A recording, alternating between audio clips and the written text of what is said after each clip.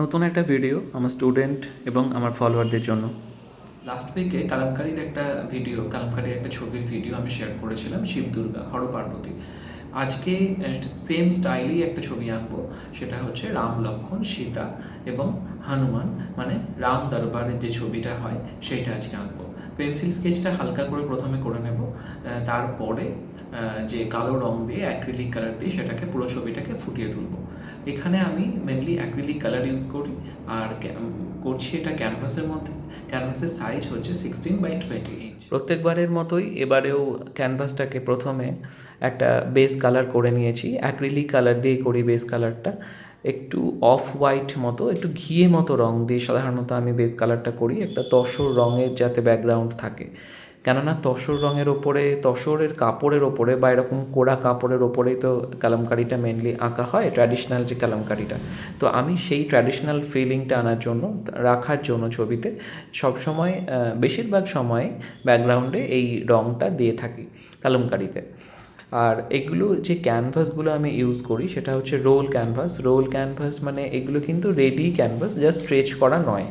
Stretch শুধু করা নেই, তাছাড়া বাকি কিন্তু যে প্রসেসিং হয় ক্যানভাস তৈরি করার পুরোটাই তো একদম রেডি। ক্যানভাসের ওপরে জেসো লাগিয়ে তারপরে হোয়াইট কালার টাইপের কিছু একটা দেওয়া থাকে, একদম সাদা রঙের ক্যানভাসটা থাকে। পটচিত্র আঁকার ক্ষেত্রে কিন্তু এই ক্যানভাসের ওপরে বেস কালার দেওয়ার দরকার পড়ে না, কারণ সেক্ষেত্রে তো ফ্ল্যাট কালার প্রথমে দিতে হয় বিভিন্ন জায়গায় পটচিত্রের ক্ষেত্রে। কিন্তু কালামকারির ক্ষেত্রে যেহেতু আমার বেস কালারটা পুরোটাই দরকার, একটাই সেম বেস কালার দরকার, তো সেই জন্য আমি ওটাকে এরকম বেস কালারটা করে নিই। দেখাই যাচ্ছে ছবিটা প্রথমে আমি পেন্সিল দিয়ে একটা হালকা করে ড্রয়িং করে নিয়েছি। প্রত্যেকটা ফিগার, 4টি ফিগার আছে, সেই 4টি ফিগার ঠিকঠাক পজিশানে ড্রয়িং করতে হয়েছে। রামটাকে রেখেছি একদম সামনে, আর 3টে ফিগার যেহেতু পাশাপাশি দাঁড় করানোটা এখানে ছোট জায়গার মধ্যে একটু কঠিন ব্যাপার, তাই রামটাকে একটু সামনে রেখে, মানে রামের পুরো ফিগারটা যাতে দেখা যায় সেইটা করে, সীতা আর লক্ষ্মণকে কিছুটা রামের পেছনে দিতে হয়েছে।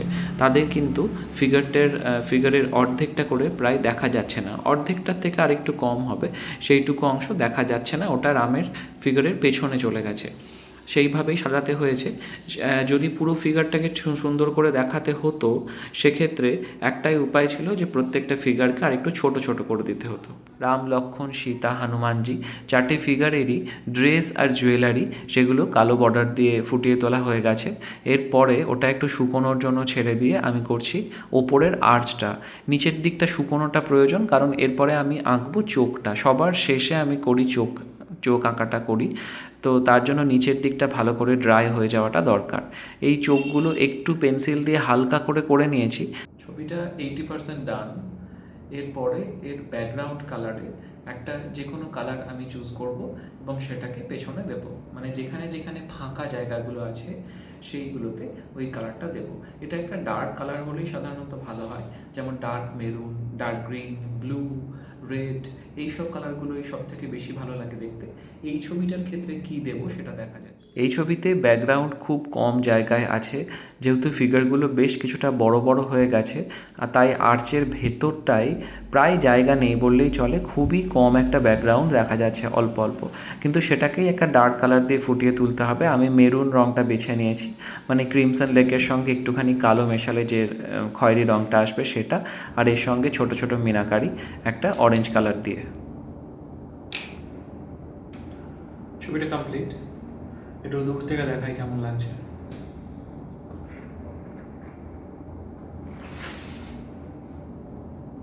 রাম দরবারের এই ক্যানভাস পেইন্টিংটার কালার করার প্রসেসটা আমি পুরোটাই দেখিয়ে দিলাম। ভিডিওটা কেমন লাগলো কমেন্ট করে জানাবেন।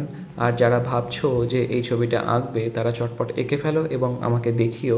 এই ভিডিওর যে কমেন্ট বক্স সেখানেই দেবে, তাহলে আমি সেটা দেখে কমেন্ট করতে পারবো। দেখা হচ্ছে আবার নতুন ভিডিও নিয়ে।